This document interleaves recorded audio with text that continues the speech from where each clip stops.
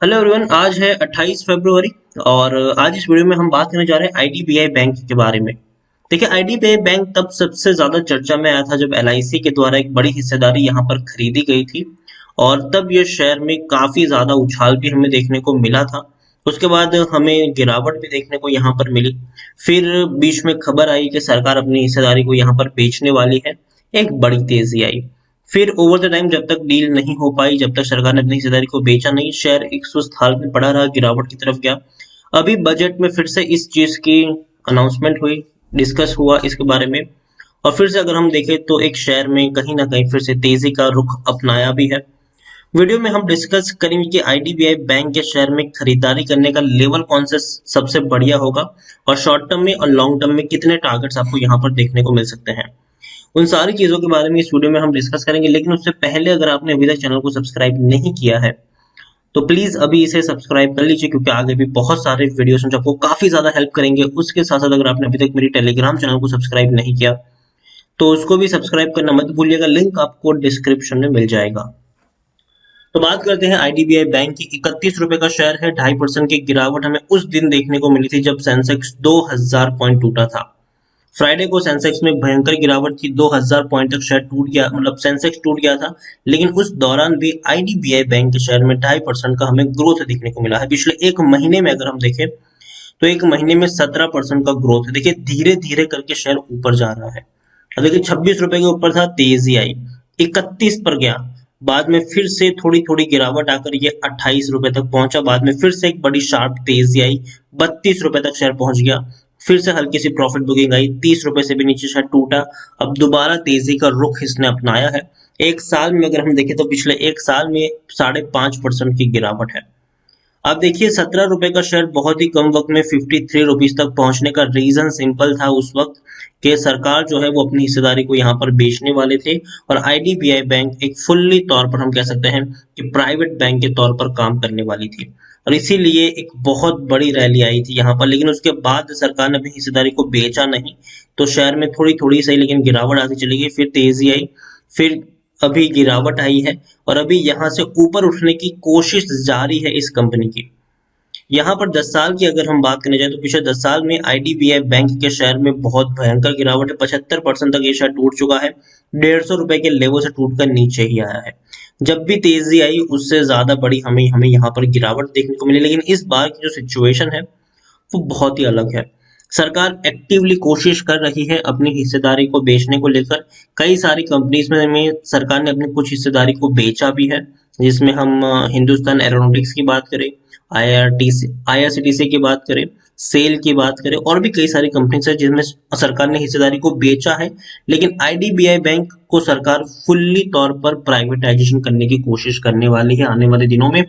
तो ये एक बड़ी खबर यहाँ पर चल रही है, पिछले काफी वक्त से चल रही है और काफी लोग यहाँ पर कंफ्यूज भी हो रहे हैं कि भैया क्या करें, कब किस लेवल पर एंट्री करें, कहाँ तक टारगेट देखने को मिल सकते हैं। तो डिस्कस हम जरूर करेंगे यहाँ पर इसके बारे में भी। आईडीबीआई बैंक के बारे में देखें तो लार्ज कैप शेयर है ये। 34,400 करोड़ से भी ज्यादा का इसका मार्केट कैप है। एनएससी में देखें तो 3.5 करोड़ के आसपास का इसका वॉल्यूम ट्रेड है। मतलब अच्छी खासी क्वांटिटी में लोग खरीदारी बिकवाली यहाँ पर कर रहे हैं। आप देखिए, छोटी सी होल्डिंग यहाँ पर प्रमोटर के द्वारा, मतलब सरकार के द्वारा बेची गई थी दिसंबर क्वार्टर में, जो पहले 98.11% की होल्डिंग थी, आज वो 94.71% है।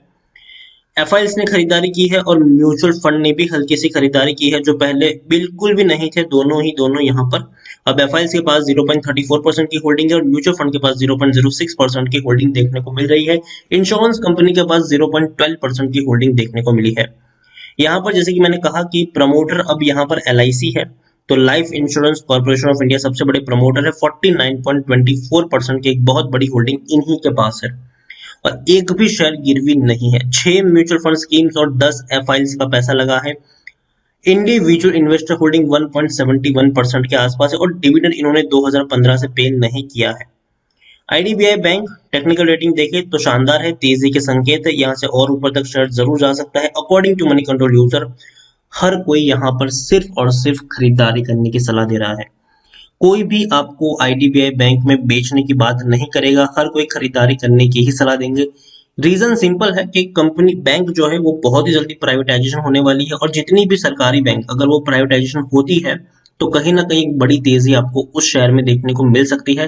क्योंकि अगर हम सरकारी बैंक्स की बात करें तो ऑलरेडी बहुत सारे सरकारी बैंक बहुत ही सस्ते प्राइस पर ट्रेड कर रहे हैं और काफी कम प्राइस पर वो अभी भी अवेलेबल है, इवन अपने ओरिजिनल वैल्यू से आधे से भी कम प्राइस पर वो ट्रेड कर रहे हैं। यहाँ पर देखिए इनसाइडर ट्रांजेक्शन समरी में अगर हम देखें तो खरीदारी ही खरीदारी देखने को मिली है, लेकिन ये 2019 की हम बात करें, 2019 से लेकर 2017 की बात करें तो खरीदारी ही देखने को मिली और बहुत ज्यादा खरीदारी LIC, government of India LIC के द्वारा ही यहाँ पर हुई है। और जो सबसे अच्छी बात मुझे इसकी लग रही है इस बैंक की वो ये है कि धीरे धीरे ही सही लेकिन ट्रेंड इसका पॉजिटिव हो रहा है। बैंक अब प्रॉफिट कर रही है। पहले क्या था कि बैंक नुकसान में थी इससे पहले, अभी आप देखेंगे तो रेवेन्यू 5,000 करोड़ के आसपास के देखने को मिल रहे हैं, लेकिन प्रॉफिट जो है वो धीरे धीरे बढ़ा है इनका। अब देखिए दिसंबर क्वार्टर में अगर हम दिसंबर 2019 की मैं बात करूं तो बैंक में 5,745 करोड़ का नुकसान हुआ था और ये वाकई में बहुत बड़ा लॉसेस था। और ये वो दौर था जब इसकी हालत खस्ता चल रही थी। लेकिन बाद में आप देखिए मार्च क्वार्टर में धीरे धीरे मार्च 2020 में 165 करोड़ का प्रॉफिट कमाया, जून में दोबारा 165 करोड़ का प्रॉफिट हुआ इनको, सितंबर में ये डबल हो गया, 335 से लेकर 340 करोड़ के आसपास का प्रॉफिट इस बैंक ने कमाया। और दिसंबर के नतीजे और भी बेहतर आए, 400 करोड़ तक के मुनाफा इस बैंक ने कमाया है। तो देखिए धीरे धीरे एक पॉजिटिविटी यहाँ पर लौट रही है, धीरे धीरे ये शेयर ऊपर की तरफ बढ़ रहा है। तो ये मैं इसको एक पॉजिटिव साइन मानता हूँ और धीरे धीरे आपको एक तेजी भी देखने को मिल सकती है। बैंक के फंडामेंटल ऑलरेडी अच्छे हो रहे हैं और अगर इसमें सरकार अपनी हिस्सेदारी को बेच देती है, अगर इस बैंक का प्राइवेटाइजेशन हो जाता है तो दोबारा एक बड़ी रैली की तरफ भी ये शेयर आगे जाएगा। फंडामेंटल्स बेहतर हो रहे हैं और इस मूव से एक अच्छी तेजी की आप एक्सपेक्टेशन भी कर सकते हैं। आप देखिए इससे पहले भी जब इनके प्राइवेटाइजेशन की बात चली थी तो बहुत ही कम वक्त में 17 रुपए का शेयर आपको 50 रुपए से भी ऊपर ट्रेड करता हुआ नजर आ गया था।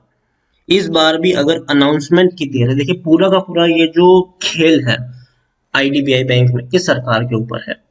जिस दिन सरकार अनाउंस करेगी 3-4 दिनों तक बढ़िया रैली आएगी, यहाँ पर शेयर रोके नहीं रुकने वाला है।